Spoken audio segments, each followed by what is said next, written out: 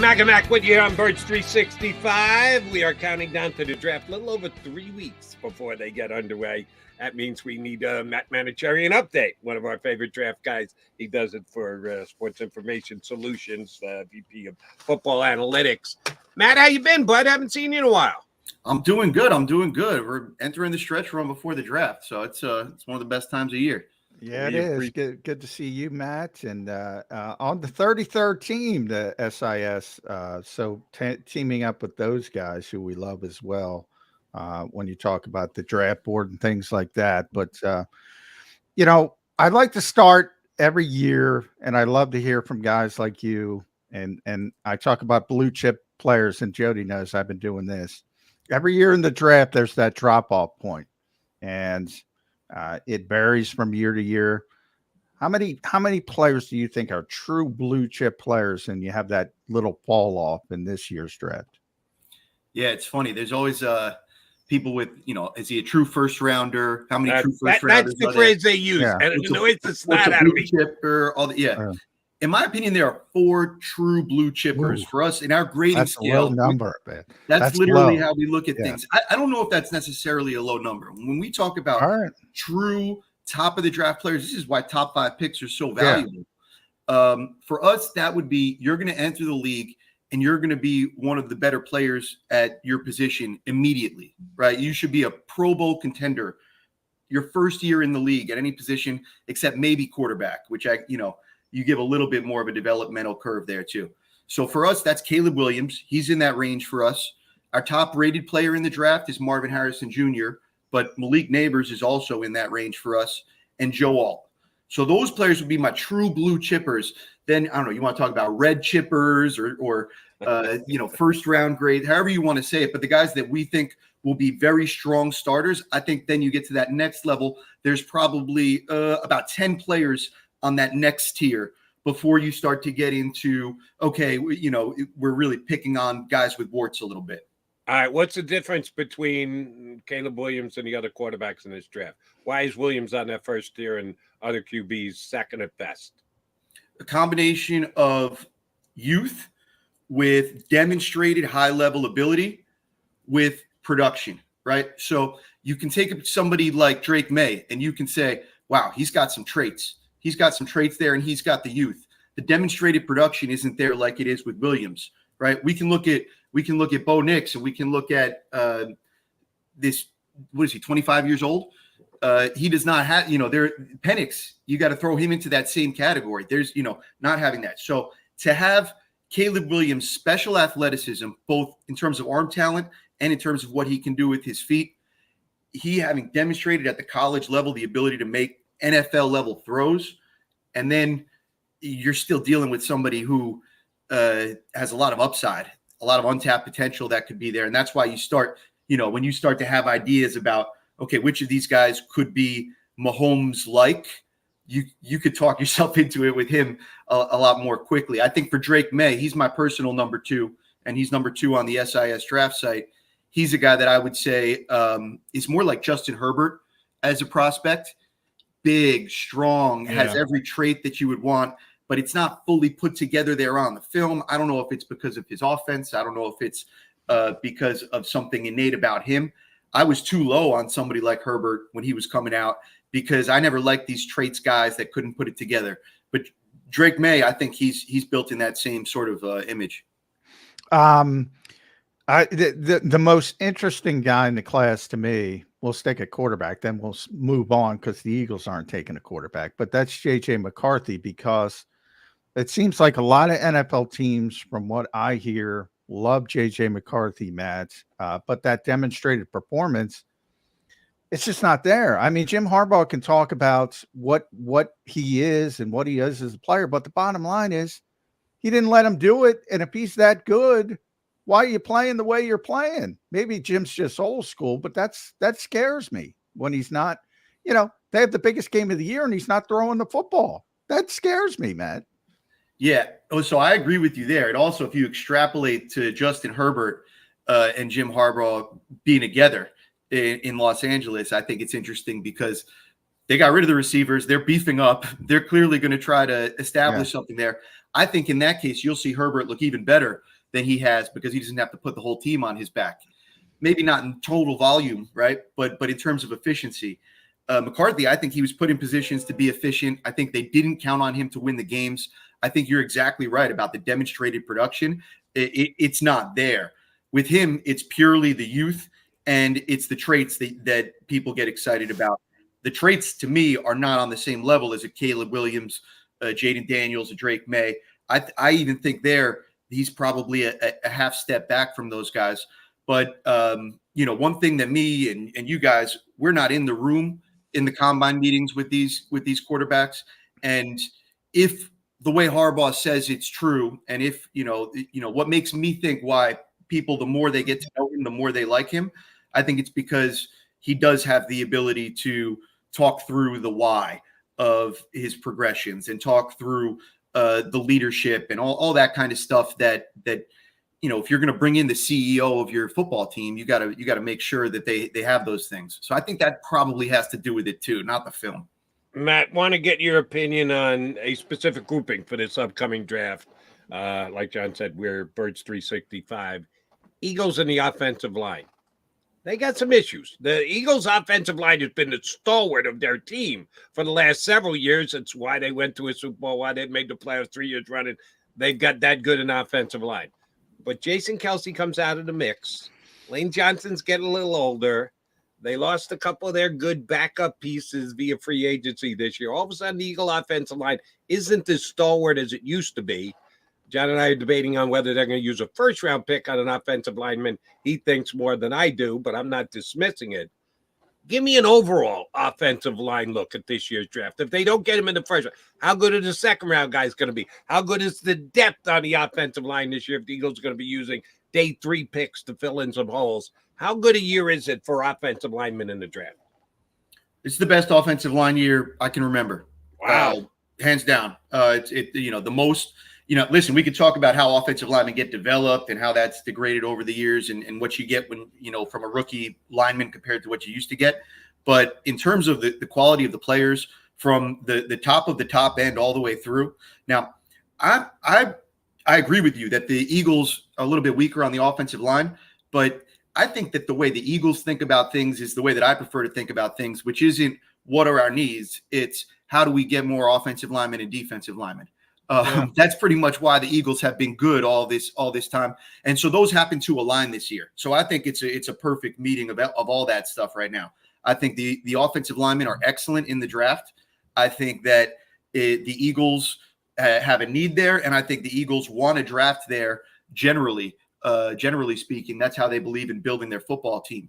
So first round, I bet the over. Whatever they're setting it at, bet the over on how many offensive linemen go in the first round. But we could have 10. I'm not kidding. We could have 10 offensive linemen. It wouldn't shock me at all. But then even with that, I think you get into a situation where you could get legitimate starting offensive linemen, guys that you can pencil in as starters, maybe not their first year, but by their second year, you could get those guys on the second day and feel really good about them.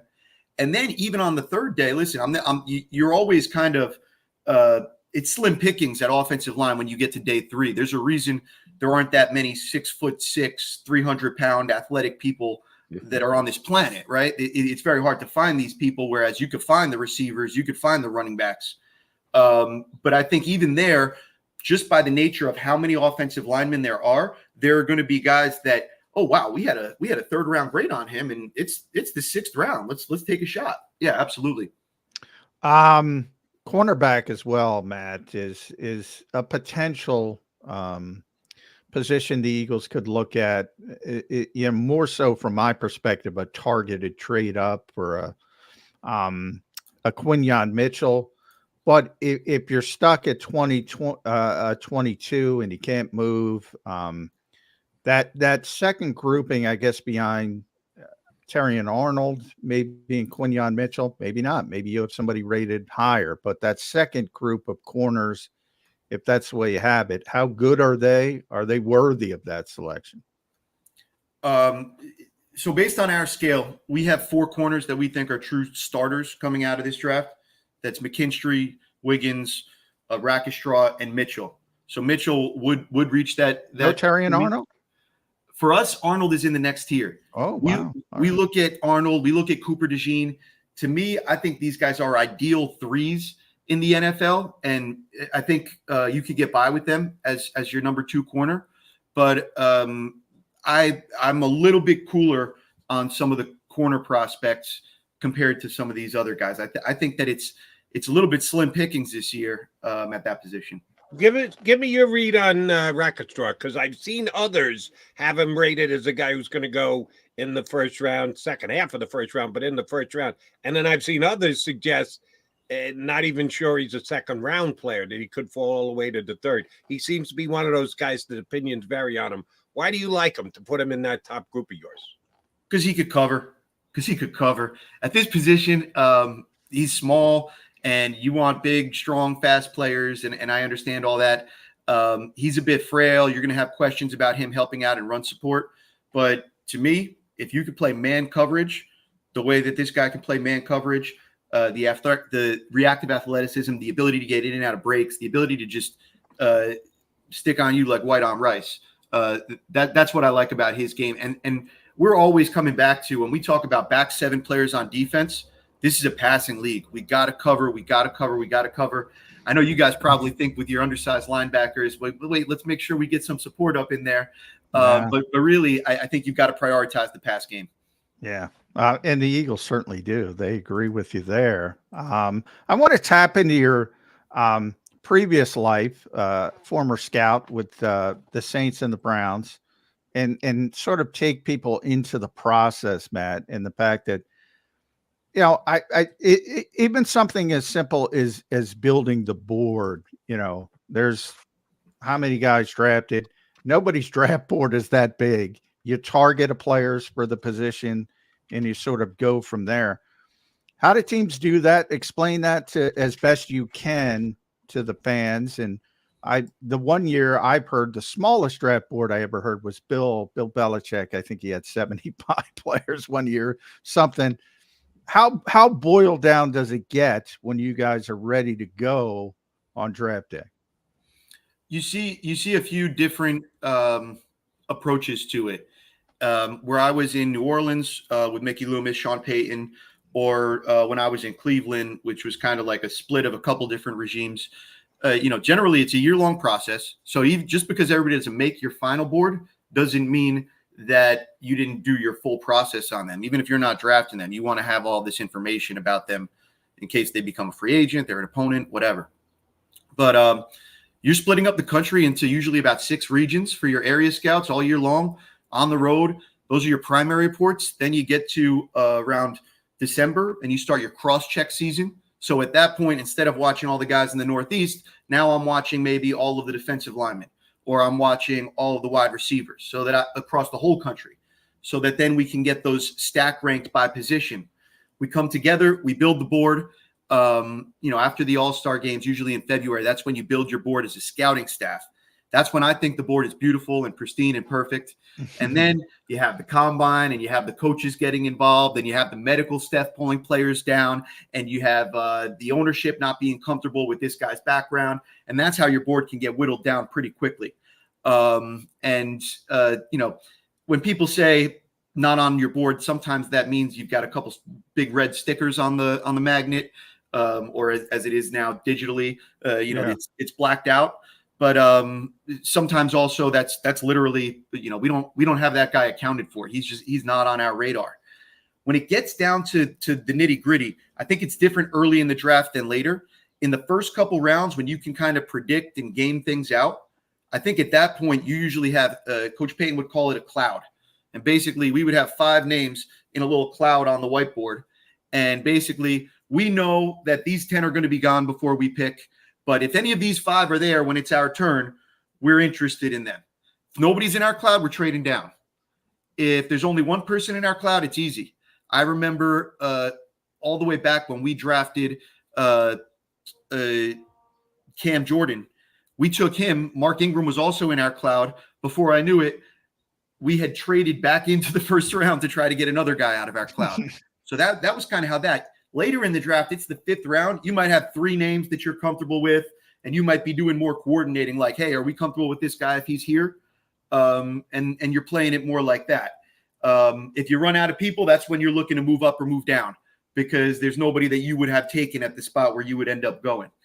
So I don't know. I hope that answers your question, but it's a loaded one. Was, and you did a great job of answering it. All right, I'm going to ask you another procedural question. The fact that you guys do a great job of balancing analytics and scouting eye and the like, and you need to be able to do that. The question I'm going to ask you on both ends, trying to compare a player who competed in the SEC against a player who competed in the Sun Belt Conference. That's kind of different football. It's just a different level of football, different quality of football. So you have to put it on a scale.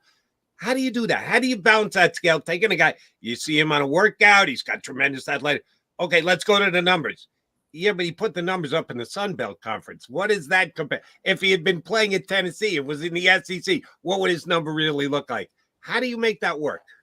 Yeah, so from a statistical point of view, the numbers are just production, and you can basically adjust your production based on the expectation, right? If we know that when Power 5 teams play against this team, what we expect them to do, and we can compare you to how you do in those sorts of things. The answer is it's not great, though, right? Because it's very hard to kind of extrapolate that. Yeah, it is. From a scouting perspective, the main thing that you're really looking for is if it's a lower level of competition, you've got to jump off the film. The bar for what is good has to be mentally on a totally different tier than it would be otherwise, right? It's one thing to compete at Alabama, but if you're just competing at McNeese, then it's a different story. So you have to truly dominate. You have to truly jump off the film. Best example I can think of was Khalil Mack at Buffalo. They played against Ohio State in one of these cupcakes first game of the seasons, and Khalil Mack was the best player on the field, obviously, for either team. That's the sort of thing that you're looking for. So big schools, it's a little bit easier. Smaller schools, you want to look at them against their toughest competition. You're going to rely a little bit more on the all-star games to see them in one-on-ones against, the cream of the crop of the draft, or maybe not the cream of the crop, but the players that are going to enter the NFL. And then I think that one thing that we do is Ben Herkosh. He's actually a local guy, Eagles fan. He's our small school specialist. So he's really expert at watching these players because he's done it so much. He's got a lot of reps at watching the small school guys and what a good small school player looks like versus what somebody who really jumps out at you looks like. He called me up one day this year and he said, "You got to see this Monmouth running back. This dude's fast." You know what I mean? Like things like that. So he's our specialist in that. He's our associate director of live ops, but basically in the scouting context, he's primarily focused on those players. And so when we get a report that says, "Hey, we think this guy's worth something," Ben always does the cross check to really make sure, what's the calibration there. Khalil Mack is a tremendous example of somebody dominating against a great school, as you mentioned. When it comes to outliers like that, and who maybe, and I think Aaron Donald, because he just retired, doesn't fit the traits from a physical perspective of a normal defensive tackle. But you watch the film, and I remember saying that year, I keep trumping it because I rarely get things right, Matt, but I got Aaron Donald right. I said, he's the best stinking player in this draft, and he ends up being Aaron Donald. I got lucky on that one. But that doesn't mean the next guy his size with that athleticism is going to be that same player. How do you sort of parse out? We went through it a little bit to a lesser degree. Hassan Reddick, undersized, turns into a great pass rusher, took a while. And then the Eagles draft Nolan Smith from a big-time program, similar size. They called him at one point a baby Hassan Reddick. Still got a long way to go. Didn't play much as a rookie, but I don't like saying, "Oh, he's like Hassan Reddick," and never mind a Hall of Famer like Aaron Donald. When you have outliers like that, how do you convince people that, all right, just because this guy can do it doesn't mean anybody can do it? I think you have to be disciplined as a scout. Mickey Loomis, one of the things that he taught us that really sticks with me and that I find myself saying to young scouts every year is if we draft a bunch of outliers, we're going to end up with a team full of outliers. and a team full of outliers has never won the Super Bowl. Right? You at some point you have to make it's a Parcellsian type thought. You have to make a commitment to being big, fast, and strong. And you can't just look for all of these, oh, this guy's fun. Oh, look at this gadget piece. You've got all condiments and no meat and potatoes on your team. So I think you got to be really careful about it. But then the other side of that is I wasn't as good as you. I saw Aaron Donald as a special player. I saw him as a first round player. But the size concerns and the lack of length, that was something that I thought, this isn't what the best defensive tackles in the league look like. And so, no, that's going to change a little bit, right? Aaron Donald changes it a little bit. Jason Kelce changes it a little bit. So we got to stay with the times. But at the same time, it tends to be that if you are going to have somebody that you want to pound the table for that lacks in one of those areas, they better be real. It's like I said with the small school guys, you got to be really good in the areas that make you great. Your special skill as a pass rusher has to be that. Your Aaron Donald, your first step has to be the Aaron Donald first step. And then you can overcome those sorts of things. But I mean, at all top of all that we're predicting how 21-year-olds are going to develop in life. Yeah. And it's a hard game. All right. So let me ask you another condiment question. Turn back the clock to your days with the Saints, and Mickey Loomis calls you into his office, and Coach Payton is sitting there and go, listen, they just changed the goddamn kickoff rules in the National Football League. So we don't really know how it's going to play out. Here are the rules they explained like you needed to explain to you.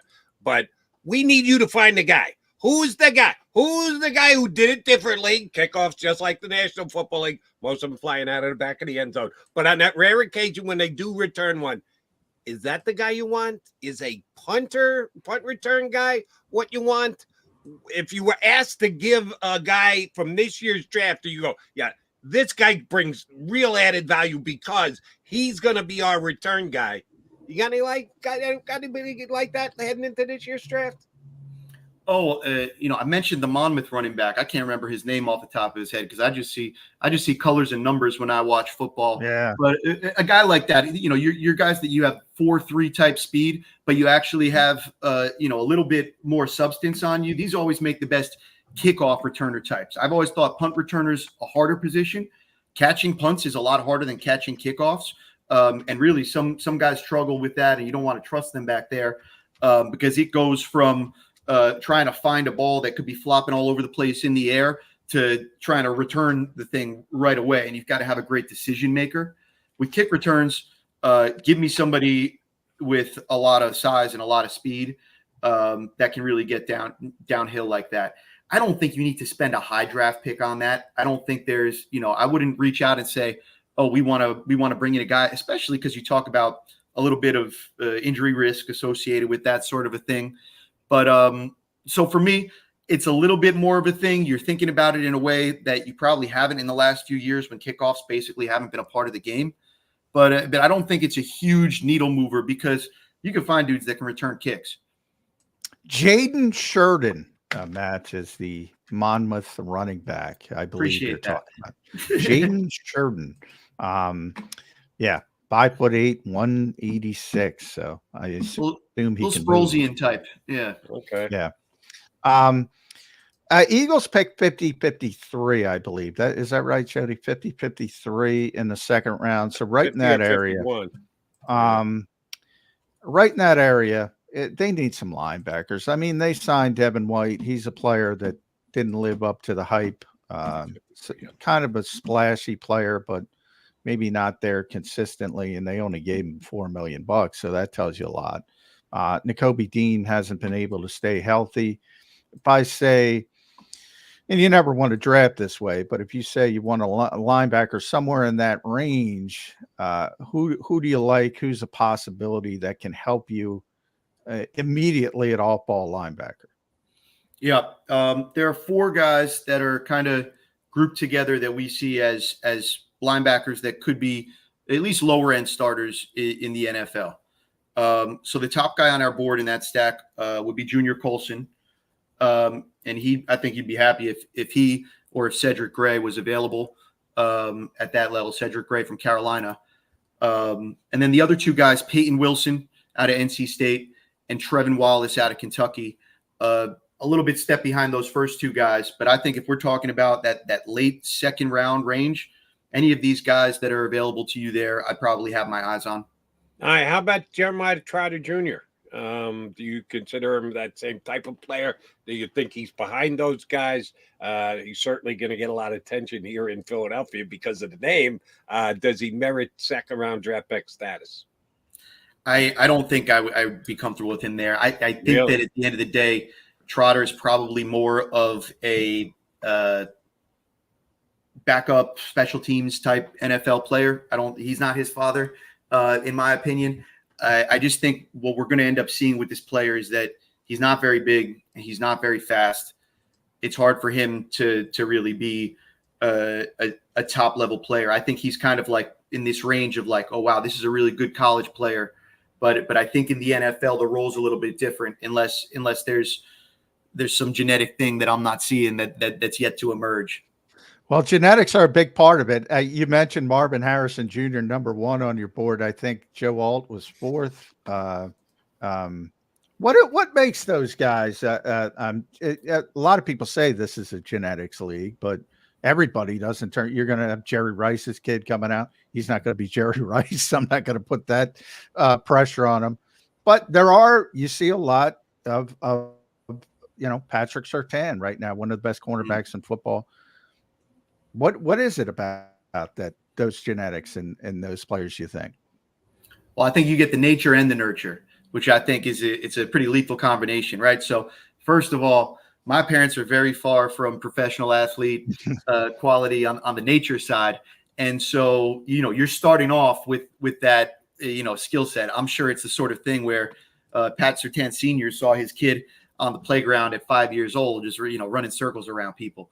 And it probably never changed. That's part of it. The other thing is when you have somebody who's professional like that, where you can learn the skills, where you can learn being around, right? Patrick Mahomes, for example, with his dad playing professional baseball, just being around athletes, seeing how they operate, being comfortable in those settings, having basically your worldview shaped as this is what adults do. They wake up and exercise and dominate, and then they go back to the gym and they're eating right and they're focused on all these things. Being raised in a household like that comes with its own advantages. Matt, we appreciate you jumping on and giving us a full half hour of your time and your insight today. If people need more from Matt Manocherian and Sports Information Solutions, how do they best go about getting their hands on it the 3 weeks before the draft here? Yeah, definitely the 33rdteam.com is the place to check out our whole kind of draft experience. Over 300 scouting reports put together there, along with all of our unique statistical information. If you want to know, is a guy playing more slot, or is he playing out wide, or how good is this guy at getting open in college? We try to answer some of those questions with the numbers, and that can be helpful to compare with the eye test. So check that out there. And then I'm sure you guys will have to have our scouting director, Nathan Cooper, and our King Nerd, Alex Vigderman, all the good guys on Birds 355 coming soon. I've had Alex on my CBS show. We will try and get him on here. One last question. Since you're partners now with 33rd Team, do you just take whatever Paul Domowitz says and discard it and just pay no attention to it? Damo's a friend. He's a friend of the program. Yeah. We get the. By the way, Mike Tannenbaum had the Eagles taking Brock Bowers at 22. Tell Mike is a great guy, former Jets GM.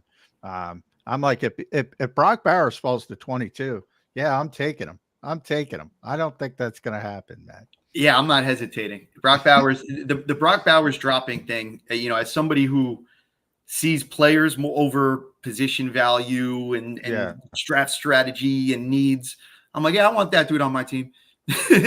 Yeah. You mentioned that the 4 guys you had at the top. How far off that is Bowers? Oh, he's right in that second tier. So we have him number 8 overall on our board. Yeah. If you got him at number 8 and he's there at 22, that's kind of one you can't pass on if you're the Eagles. I'll give Tannenbaum at least that much. But John and I both agree, and I think you do too. He's not falling to 22. If he does, we'll high five Mike Tannenbaum. I don't think he's getting down to 22. Matt, great stuff. Appreciate you coming on board. Thank you very much. I know how busy you're going to be the next 3 weeks. Thanks for carving out some time for us. Thanks. It's always fun. My Thanks, pleasure. Matt. Our pleasure. Matt Manocherian, VP Football Analytics from Sports Information Solutions, doing their stuff these days with 3013.com. All right, McMullen and McDonald, we got to come back and put a bow on the show. Please keep it where you've got it. But first, let me give you a chance to save yourself some pretty good money right about now. How would you like to save 40% on your car insurance? You can do it with one of JAKIB Sports' great partners. Here's what you need to do. Call one of the two managing general partners, either Fran or Jim, and tell them you're a friend of both JAKIB Sports and Birds 365.